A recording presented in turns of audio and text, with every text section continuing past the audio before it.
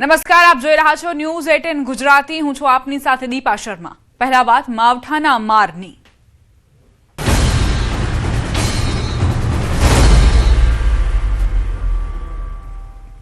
રાજ્યમાં ભર ઉનાળે ચોમાસા જેવો માહોલ જામશે। માવઠાએ ફરી જગતના તાપની ચિંતા વધારી છે। હવામાન વિભાગની માવઠાને લઈ આગાહી। રાજ્યમાં એક સાથે 3 સિસ્ટમ સક્રિય। માવઠું અને ભારે પવન ભૂક્કા બોલાવશે। વીજળીના કડાકા સાથે વરસાદ ખાબકશે। આંધી તોફાન સાથે વરસાદ ત્રાટકશે। અનેક જિલ્લાઓમાં કમોસમી વરસાદ વરસશે। मार्च से लेकर 5 अप्रैल तक इसमें 30 अप्रैल को आइसोलेटेड प्लेसेस में इक्का दुक्का स्थानों में हल्का बारिश के साथ आंधी और बिजली गिरने का संभावना रहेगा। इसके साथ जो तेज हवा है इसका जो गति रहेगा 30 से 40 किलोमीटर प्रति घंटा रहने का संभावना रहेगा। गुजरातना माथे मावठाનું संकट। अनेक जिल्लाओं येलो अलर्ट जाहिर। सौराष्ट्र, कच्छ और उत्तर गुजरात में वरसाद। दक्षिण गुजरात में पण मावठું વરસશે। વીજળીના કડાકા સાથે વરસાદી માહોલ જામશે। गुजरात रीजन वाइज 30 तारीख के लिए हम दे रहे हैं, येलो वार्निंग दे रहे हैं। बनासकांठा, पाटण, महेसाणा, साबरकांठा, गांधीनगर, अरावली, अहमदाबाद, पंचमहल, दाहोद, माहीसागर, डांग, नवसारी, वलसाड, दमन, दादरा नगर हवेली गुजरात रीजन में। और सौराष्ट्र कच्छ में आपका जो डिस्ट्रिक्ट है सुरेंद्रनगर, जामनगर, पोरबंदर, मोरबी, द्वारका और कच्छ के लिए दिया गया है। एप्रिलની શરૂઆતમાં જ વરસશે માવઠું। 2 અને 3 એપ્રિલે ફરી માવઠાની મોટી આગાહી। વીજળીના કડાકા ભડાકા સાથે વરસાદ વરસશે। પવનની ગતિમાં પણ વધારો થશે। 2 और 3 अप्रैल को आपका फिर से हल्का बारिश का संभावना रहेगा। आंधी के साथ जो बिजली गिरने का भी संभावना रहेगा और जो तेज हवा की गति 30 से 40 किलोमीटर प्रति घंटा में रहने का संभावना रहेगा। ક્યાં ક્યાં વરસાદની આગાહી કરવામાં આવી છે મેપના માધ્યમથી તમને સમજાવીશ। ક્યાં વરસાદ વરસી શકે છે આ જિલ્લાઓ છે। સૌરાષ્ટ્રની વાત કરીએ, પોરબંદર, દેવભૂમિ, દ્વારકા, જામનગર, મોરબી, સુરેન્દ્રનગર કે જ્યાં વરસાદ વરસવાની સંભાવનાઓ છે। કચ્છ પણ પ્રભાવિત થઈ શકે છે। અમદાવાદ, પાટણ, મહેસાણા, બનાસકાંઠા, સાબરકાંઠા, અરવલ્લી, મહીસાગર, દાહોદ આ એવા જિલ્લાઓ કે જ્યાં કમોસમી વરસાદ જોવા મળશે। આ સિવાય દક્ષિણ ગુજરાતની વાત કરીએ, નવસારી, વલસાડ, દમણ, દાદરાનગર હવેલી, ડાંગ આ એવા જિલ્લાઓ છે, કેન્દ્રશાસિત પ્રદેશો છે જે પ્રભાવિત જોવા મળશે। એટલે ખેડૂતોને ખૂબ જ ચિંતા જોવા મળી રહી છે પોતાના પાકને લઈને પણ। હવે સમાચારોમાં આગળ વધીએ। લીંબડી પંથકમાં વાતાવરણમાં પલટો। ભારે પવન ફૂંકાતા મંડપ ધરાશાયી। લીંબડી નેશનલ હાઈવે પર ચોટીલા જતા પદયાત્રીઓ માટેના સેવા કેમ્પનો મંડપ ધરાશાયી થતા 2 વ્યક્તિ ઇજાગ્રસ્ત થયા। તેજ પવન ફૂંકાતા છાલિયા તળવા પાસે આવેલ સેવા કેમ્પનો મંડપ ધરાશાયી થયો। સેવા કેમ્પમાં આરામ કરી રહેલા 2 પદયાત્રીને ઇજાઓ પહોંચતા સારવાર માટે લીંબડી હોસ્પિટલમાં ખસેડવામાં આવ્યા છે। કચ્છના અબડાસાના નલિયામાં કમોસમી વરસાદ બાદ બજારમાં પાણી વહી નીકળ્યા। હવામાન વિભાગ દ્વારા 2 દિવસની વરસાદની આગાહી કરવામાં આવી છે। સતત કમોસમી વરસાદના કારણે જિલ્લામાં ખેતીના પાકને નુકસાન થઈ રહ્યું છે।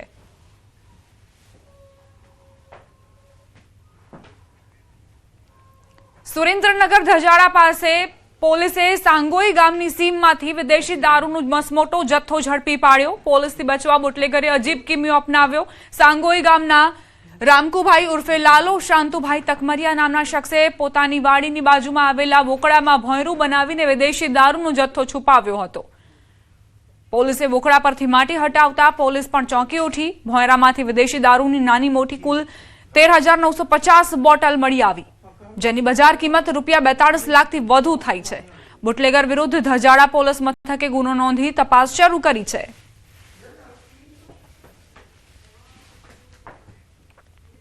મહેસાણાના કડીમાં થોડાક દિવસ પહેલા ક્ષત્રિય યુવક પર ઘાતકી હુમલો થવા મામલે ક્ષત્રિય સમાજ આકરા પાણીએ। આ અંગે 25 દિવસ વીત્યા હોવા છતાં કોઈ નક્કર કાર્યવાહી ન થતા આરોપીઓને કેમ છાવરવામાં આવી રહ્યા છે તેવા આરોપ સાથે ક્ષત્રિય સમાજના આગેવાનોએ રેલી યોજી। મહેસાણા કલેક્ટરને આવેદનપત્ર પાઠવવામાં આવ્યું। બીજી તરફ કોંગ્રેસના પૂર્વ ધારાસભ્ય બળદેવજી ઠાકોર અને આગેવાન અભિજીતસિંહ બારડે પોલીસની કામગીરી અને રાજકીય દબાણ અંગે ગંભીર સવાલ ઉઠાવ્યા। ક્ષત્રિય આગેવાનોના સ્પષ્ટ આક્ષેપ છે કે કોઈ રાજકીય માથું આ ગુનેગારોને છાવરી રહ્યું છે, જેના કારણે પોલીસ તંત્ર ઢીલી નીતિ અપનાવી રહ્યું છે. તો હવે આ સમગ્ર મામલે આક્રોશ વધતા મામલો વધુ ઉગ્ર બને તેવા એંધાણ છે. પહેલા કડી મુકામે જે બનાવ બન્યો ને મનીષભાઈના દીકરા યુવરાજને જે ઢોર માર મારવામાં આવ્યો, જે કૃત્ય તમે કદાચ કેમેરામાં જુઓ તો આપણે જોઈ પણ ના શકીએ. એના શરીરની અંદર 40 ફ્રેક્ચરો કરવામાં આવ્યા છે. છતાંય આ મહેસાણાની પોલીસ એ સાચી તપાસની દિશા તરફ જતી નથી. ક્ષત્રિય સમાજના યુવાન ઉપર જે હુમલો કરવામાં આવે છે એમાં ગંભીર ઇજાઓ પહોંચે છે. આજે દીકરાની હાલત ખૂબ નાજુક છે, હોસ્પિટલાઇઝડ છે. એટલે આ ગુના સંદર્ભે જે પણ આરોપીઓ છે આજે પણ નાસ્તા પડતા છે, એમના ઉપર તાત્કાલિક એક્શન લેવામાં આવે. માલધારી, રબારી, ભરવાડ અને ચારણ સમાજના લોકોને અનુસૂચિત જાતિના દરજ્જામાંથી દૂર કરવાની કાર્યવાહીના સમાચાર સામે આવતા સમાજમાં સરકારના નિર્ણય સામે રોષ જોવા મળી રહ્યો છે. આ સમુદાયોને અનુસૂચિત જાતિ એસટીના દરજ્જામાંથી દૂર કરવાની કાર્યવાહી શરૂ કરાઈ હોવાના સંકેત મળતા જ લોકોમાં ચિંતા અને વિરોધના સૂર જોવા મળી રહ્યા છે. આ નિર્ણય સામે વિરોધ નોંધાવવા માલધારી, રબારી, ભરવાડ અને ચારણ સમાજના લોકો ગીર ગઢડા મામલતદાર કચેરી એકત્ર થયા હતા અને સરકાર વિરુદ્ધ સૂત્રોચ્ચાર કરી વિરોધ દર્શાવ્યો હતો. સાથે જ સમાજના આગેવાનો અને લોકોએ એકત્રિત થઈ ચીમકી ઉચ્ચારી છે કે જો આ નિર્ણયને પાછો નહીં ખેંચવામાં આવે તો આગામી સ્થાનિક સ્વરાજની ચૂંટણીના બહિષ્કારની પણ ચીમકી ઉચ્ચારી. અને અમારું એવું કહેવાનું છે કે ભાઈ અમને અન્યાય થાય છે. આજે કનુભાઈ 4 તારીખે બોલ્યા કે એસટીનો દરજ્જો આનો લઈ લેવો જોઈએ ને આપણે આને ઓબીસીમાં લઈ લેવા. તો આ આજકાલનો જ નહીં, 1956 થી છે. આ આંબેડકરે આ ન્યાય અમને આપેલો છે. કોઈ આ નવું કાંઈ તે દિવસે આ સરકાર ભાજપ સરકાર હતી નહીં તે દિવસે. પણ હાસું તો સરકાર હોય કે બાપ હોય, આપણો બાપ હોય ને એને હાસું તો કરવું જ પડે, તો એને ખ્યાલ આવે કે ના ના બરોબર છે. જો માવતર છે એ સમાન છે, એની ભૂલ ન હોય, ભૂલ આપણી હોય, પણ છતાંય આપણી ભૂલ પગે લાગીને પણ માવતરને 2 શબ્દ કહેવા પડે. તો સમાજ ડિસ્કો કરે છે એ બરોબર છે, પણ હવે તો સરકારે ડિસ્કો આપ્યો એટલે ડિસ્કા બંધ કરો. સમાજ કરે એને કરવા દો. સરકાર માટે એ નફરત છે. પછી 1956 નું કયો ને, 1956 તો હું 3 દુનિયામાંથી કાઢીને બતાવું. એવા તો 3 સપન વિયા ગયા, હૈકાના હૈકા વિયા ગયા. ભાજપ સરકારની જે નીતિ અને રીતિ, જે સમાજ માલધારી સમાજ પ્રત્યે જે એને જે કઈ આ વલણ અપનાવ્યું છે કનુભાઈ દેસાઈ દ્વારા, જે કહેવામાં આવ્યું કે આ સમાજને એસટીના પ્રમાણપત્રો રદ કરવામાં આવે, પણ અમારા મૂળભૂત અધિકારો છે સારણ, રબારી અને ભરવાડ. આજે અમે 400 થી 500 માણસ અત્રે ઉપસ્થિત થયા છે. ગીર ગઢડા મામલતદાર કચેરીએ આવેદનપત્ર આપવામાં આવ્યું છે.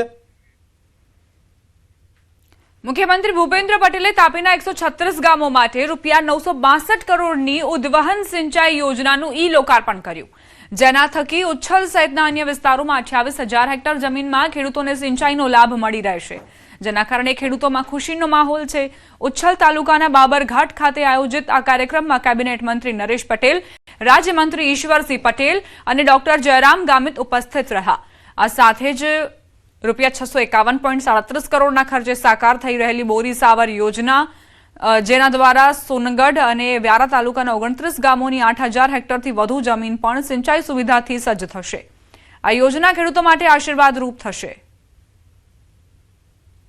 ત્યારે અમારા સિંચાઈ મંત્રીશ્રીએ કહ્યું છે કે બોરી શાવર યોજના જે બની રહી છે, જેનું ભૂમિપૂજન થયું છે, એમાં 29 ગામો બીજા પણ જોડાય છે. તો આ યોજનાના કારણે ખૂબ મોટો ફાયદો થવાનો. આ પાણી ખેતીનું મળશે, ભલે નાની મોટી જમીન હશે, પણ સ્થાયી થશે ખેડૂત અમારો. 12 માસ બીજી જગ્યાએ કામ પર જતા હતા, હમણાં પાણી મળેલું છે એટલે 12 માસ ખેતી કરીએ. હેડી લગાવું, ભાત કરું, જો કોઈ બી જે પકાવે મકાઈ કરું. વડોદરાના પાદરા તાલુકાના મુજપુર ગંભીરા બ્રિજને લઈને મહત્વપૂર્ણ સમાચાર સામે આવ્યા. છેલ્લા 8 મહિનાથી બંધ રહેલો આ બ્રિજ હવે 1લી તારીખે ફરી શરૂ થવા જઈ રહ્યો છે, જેનાથી સ્થાનિક લોકોને મોટી રાહત મળશે. માર્ગ અને મકાન વિભાગ દ્વારા બ્રિજ પર સ્ટીલનું માળખું તૈયાર કરવામાં આવ્યું છે અને 1લી તારીખે ટ્રાયલ પણ હાથ ધરવામાં આવશે. શરૂઆતમાં આ બ્રિજનો ઉપયોગ માત્ર ટુ વ્હીલર અને પગપાળા જતા લોકો માટે જ કરવામાં આવશે, જ્યારે મોટા વાહનોના પ્રવેશ પર પ્રતિબંધ રહેશે. સુરક્ષાને ધ્યાનમાં રાખીને બ્રિજ પર રોડ સેફટી ગાર્ડ રેલ પણ લગાવવામાં આવ્યા છે.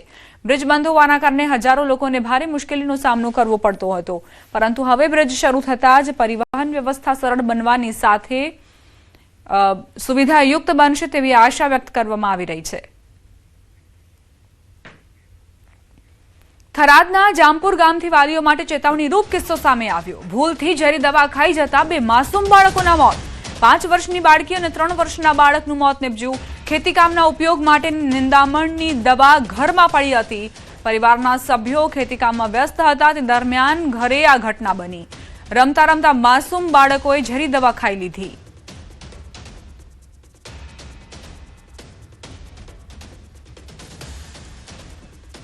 વડોદરાના કરજણમાં અકસ્માતમાં 2 વ્યક્તિના મોત. નર્મદા નદી કિનારે લીઝમાં જવાના રસ્તે અકસ્માત. બાઇક સ્લીપ થતા ડમ્પરના ટાયર નીચે આવતા મોત.